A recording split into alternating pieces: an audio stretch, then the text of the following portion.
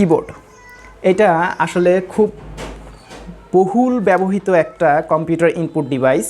তো যারা কম্পিউটার ব্যবহার করেন তারা কিবোর্ড ব্যবহার করেন না এমন কাউকে আসলে পাওয়া যাবে না। তো এই কিবোর্ডটা আমাদের অনেক বেশি ব্যবহার করতে হয়। কিন্তু এই কিবোর্ডের একটা সমস্যা হচ্ছে যে এটা ইউজ করতে করতে মাঝে মাঝে দুই একটা কি কাজ করে না, মাঝে মাঝে দেখা গেছে যে 8-10টাও নষ্ট হয়ে যায়। কিন্তু কষ্ট লাগে তখন যাদের কিবোর্ডটা একদম ফ্রেশ রয়েছে কিন্তু মাঝে দিয়ে দেখা গেছে যে একটা বাটন কাজ করছে না, তখন সম্পূর্ণ কিবোর্ডটাই আমাদের রিপ্লেস করতে হয়। তো আজকে আমরা এই কিবোর্ডটা দেখব যে এই কিবোর্ডের এখানে যে সাদা কস্টিপযুক্ত যেই বাটনগুলো রয়েছে এই বাটনগুলো আসলে সম্পূর্ণ নষ্ট হয়ে গেছে, এখানে প্রেস করলে কোনো রেসপন্স করে না।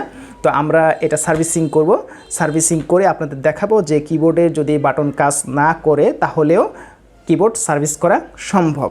তো এই সম্পর্কিত ভিডিও সামনে আসছে, আজকে সেই ভিডিওটা দেখার আমন্ত্রণ জানিয়ে আজকে এ পর্যন্তই। সবাই ভালো থাকবেন আর ভিডিওটা দেখার অনুরোধ রইল। পরবর্তীতে আমরা এটা সার্ভিস করে এটার ভিডিওটা আমরা আপলোড করে দেবো আমাদের এই পেজে। ধন্যবাদ সবাই।